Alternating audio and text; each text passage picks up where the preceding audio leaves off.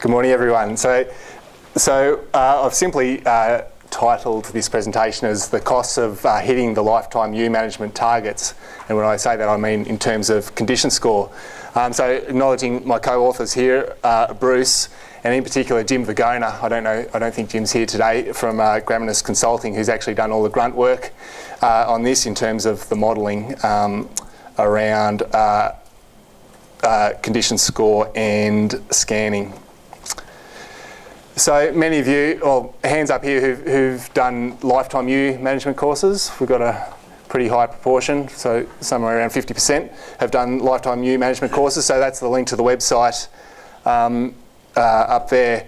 And basically what lifetime ewe is about is providing guidelines for and recommendations for managing ewe flocks throughout the year.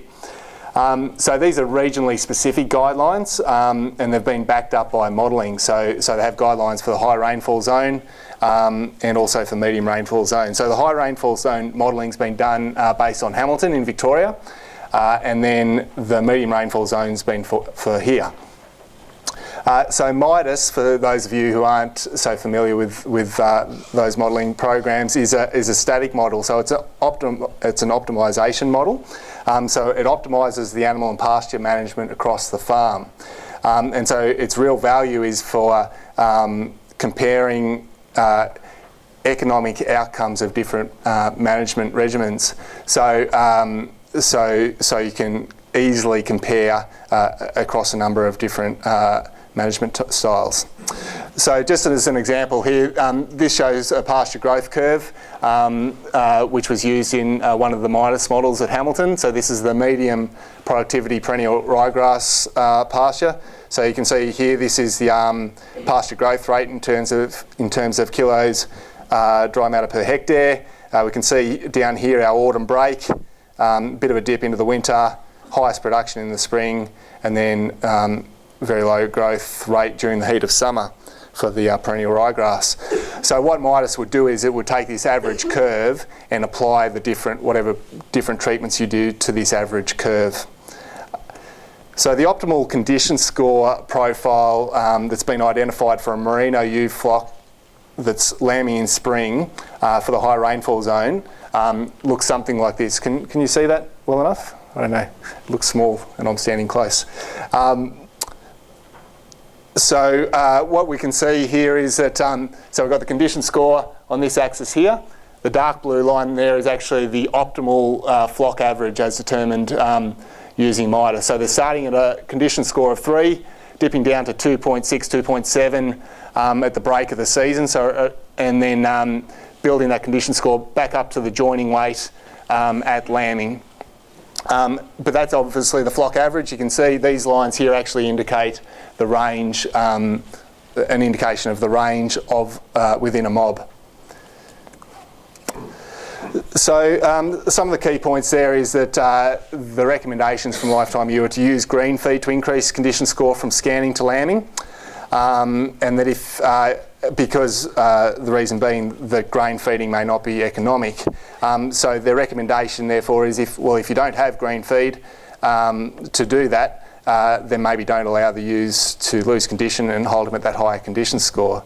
Of course, the other point about it is that if you're allowing your ewes to lose the condition through the autumn, you don't necessarily know when your autumn break is going to be. So you don't necessarily know whether you'll need to use grain or not to lift that condition score back up, and that's one of the downfalls of just basing it on an average production curve. So as I said, yep, the profile, the condition score profile there, the optimal one, is based on an average pasture production year. So there's no actual seasonal sorry, I've got the wrong word there, between year variability in the seasons, and there's also you don't get a carryover effect from year to year, for example from soil moisture or the residual feed that you might have from a particularly good spring. Okay, the case for scanning, the more lambs, more often manual would say that pregnancy scanning for multiples every year is not negotiable. And the particular reason is that is around the nutrition of the sheep. And many of you will already know these figures, but compared to a twin-bearing ewe, or a twin-bearing ewe has energy requirements about 25% higher than a single-bearing ewe and nearly double that of a dry ewe. So the concept of pregnancy scanning for multiples is to be able to differentially manage your dry singles and twins, and therefore better match meet their feed requirements. And there are other management considerations that could come in there, such as providing additional shelter for your twin-bearing ewes, or running smaller mobs for the twins. So there's been a paper released this year, again based on that modelling work by John Young and colleagues, and what they identified that scanning increased profit by $4.63 per hectare, and the benefit was mainly due to being able to differentially manage the twin and single bearing ewes. The benefit increased as scanning rate increased, and they also, within their models, they link condition score of the ewes with the birth weight of the lambs and birth weight with the survival of the lambs. So as the ewe condition score improves to 3, you'll get an increase in your lamb survival. They also found that by pregnancy scanning, this actually decreased your overall feeding and increased your lambing percentage. In the same paper, they said that scanning for pregnancy alone was only profitable if your scanning percentage was under 120% and you had a high proportion of dry, so more than 8% dry ewes in your flock. So this hasn't come out very well with the change of colours, unfortunately, but it just shows what they identified at Hamilton as their optimal live weight change. So starting at 60 kilos at joining, a decrease for all ewes of 4 kilos to scanning. From that point, twin-bearing ewes, it was optimal if they gained 8 kilos to the point of lambing. Singles got back to their joining weight, so gained the 4 kilos, and dries continued to lose some weight down another 4 kilos by the lambing period. So all this has been done using that static MIDAS model, and what we wanted to do was to actually look at it under a more dynamic system using AusFarm. And what that allows us to do is actually to see any carryover effect from year to year, because we actually run it for 50 years of weather data at a location, and also to get some feeling of the variability that occurs between years under those sort of systems. So I won't go through this in detail, but the system we've modelled is a spring lambing flock, so a September lambing flock at Holbrook, grazing predominantly improved pasture. So joining in April, with lambs carried through to the next, male lambs carried through the next joining, at which point they and any surplus female lambs are sold. So there were 4 scenarios that we tested here. One was following the lifetime ewe guidelines. So we fed them so they were at condition score 3 at joining. Went down to a minimum of condition score 2.6 at scanning, increasing again to 3 at lambing, and then maintaining condition at a minimum of 2.5 after that. We then used a low supplementation regimen where we just, apart from joining, where we got them up to the same starting point as the lifetime ewe, we just maintained them at as a minimum 2. Minimum 2 as the average for the flock for the remainder of the year. We then had 2 pregnancy scanning scenarios where we either scanned the ewes and managed them differentially from that point, or we didn't scan the ewes and they were all run as a single mob through to the lambing period. So I'm going to run through some of the data that we've got out of that. One thing I would point out is that what I'm showing here today is median data, which is the midpoint of the year. So if we've run for 51 years, if I show you the median data, it means that in 50% of the years you'll get a higher value, and 50% of the years you'll get a lower value. And the reason I've done that is because if we take an average, if you get 1 or 2 bad years, that can really drop the overall value, whereas the median gives you that midpoint and allows us not to have a big influence of just 1 or 2 years on the overall system. So this figure here, this figure is actually in the conference proceedings. What I've done is I've taken the 4 figures in the conference proceedings and I've just put them in to make the different comparisons in this presentation. You'll see the condition score of the ewes on the left, the 4 key periods being joining, scanning, birth and weaning when the condition score is measured. And all of these are actually at a stocking rate of 7 ewes per hectare, the reason being that in our modelling, that was a stocking rate which came out with the highest median gross margins. So what we see here, what I've given you here is a comparison of if we scan the ewes and differentially manage them under either the lifetime ewe management system or under the low feeding system. And basically, with a September lambing of merinos, this had minimal effect on the condition score, on the median condition score profile. In terms of the cost, however, to actually follow the lifetime ewe, increase the median supplement fed to ewes by 10 kilos per ewe. It also increased the amount of lambs sold, but there was actually a decrease in gross margin returns.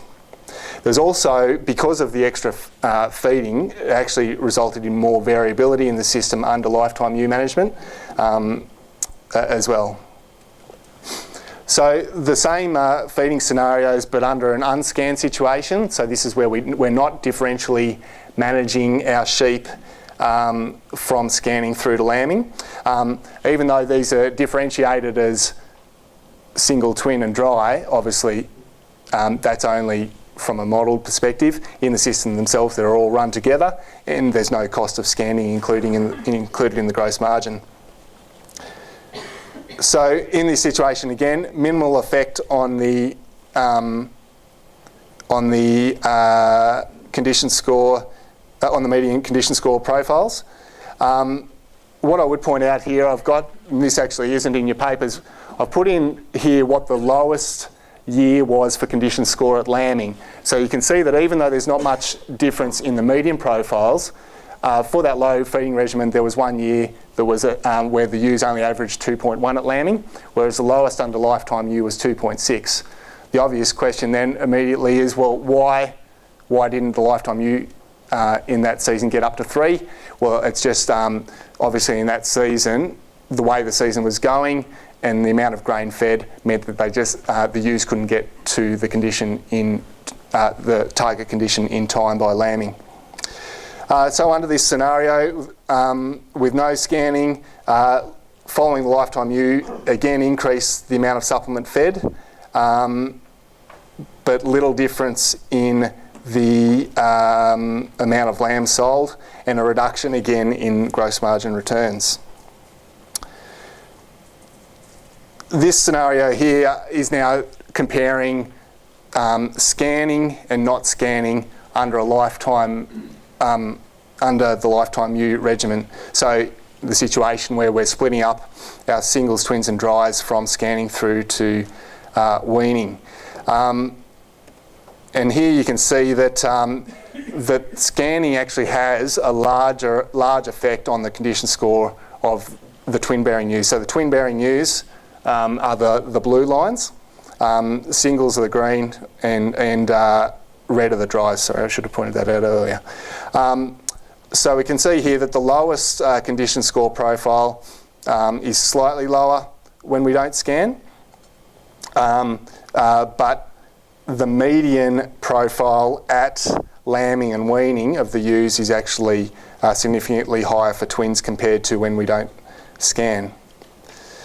The other point I'd make is that we can see here that in the no scanning profile, so this point here at lambing, these ewes, the median here is 3. So that means that in nearly 50% of years, your ewes are actually going to get to your condition score 3 or better anyway if you don't scan. But obviously there's even higher proportion, or in nearly all years, you're gonna meet condition score 3 under the separate management regimen.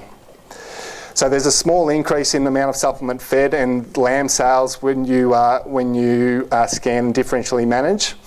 And actually there was minimal effect on gross margin under that scenario too. And I thought I'd put down the bottom there just to point out that the really poor year for, I think, nearly all of the lowest profiles at lambing were in 1976. So I don't recall that, but some of you can tell me later whether that was a good year or a bad year. If it wasn't a bad year, better tell me and I better check that I actually got that right. Okay, and this is the last of the scenarios, is again comparing differential management from scanning under a low feeding regimen. So again, we see a large effect on the condition score of twin-bearing ewes at lambing. So this effect here, when you scan, pretty much everything will be, a high proportion will be above 3, whereas the median here sits below 3 at lambing when you don't differentially manage from scanning. In terms of cost, this differed in that there was actually a decrease in supplement fed when we scanned, and a small increase in lamb sales, but actually the median gross margin still reduced, because of course when I'm looking at medians differently for supplement fed, lamb sales and gross margin. So that gross margin is a different year to the median supplement and median lamb sale years. So the other important point from when comparing, I guess, to the MIDAS models is that those MIDAS models are expecting an increase in the number of lambs sold, or number of lambs surviving and therefore sold from the system. And you can see that from this figure, this shows the number of lambs on the y-axis here. This number of lambs actually sold. And here we have condition under the low feeding supplementation versus lifetime ewe. You can see in both cases, whether scanning or not scanning, we get a small increase in the number of lambs sold out of that system. But it's only 40 to 50 lambs. It's not of the proportions that we see under the MIDAS model. But if we compare scanning versus no scanning of this same figure, so for example here and here we're seeing pretty much no difference in number of lambs sold out of that system. How are we going, Bruce? Couple of minutes. Okay, so I just put this up. Everything that I've shown you so far was based on that 7 ewes per hectare scenario. So if we go to Stuart Burns and we want to increase up to 17 or 18 DSC, this shows a system that's under more pressure with a higher stocking rate. And just to show you that we get again the ability of scanning to actually hold the condition score up for those twin-bearing ewes, and in particular you see down in this corner here, so the singles actually at lambing under a scanning scenario here actually have higher condition score than the twins under that higher stocking rate. Okay, so conclusions. So using this dynamic models, using AusFarm rather than MIDAS, show that we can often hit the condition score targets without scanning and feeding to the lifetime ewe guidelines. But of course, this is a particular system where we're very much closely matching our lambing time to the optimal in terms of the pasture growth curve. We also show that scanning does allow us to manage the twin-bearing ewes into that higher condition score. But it's actually, under this model, it's had negligible effect on the number of lambs sold.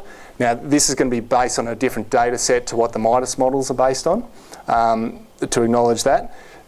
AusFarm does have differences in survival based on the condition score of the ewes, but it's likely to be using different levels compared to MIDAS.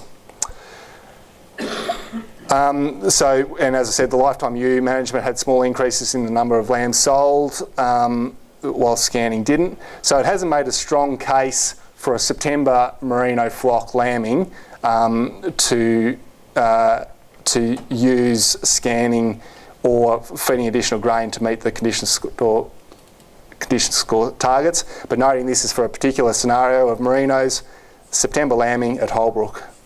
And of course, the other thing it doesn't do is it doesn't bring in some of the other possible benefits, including looking at wool quality, the effect on progeny lifetime progeny production, and also the potential of other management to increase survival. So, for example, as I mentioned earlier, shelter for your twins or managing your mob size. So, thanks, Bruce. That's key points. Thank you, Shawn. Okay.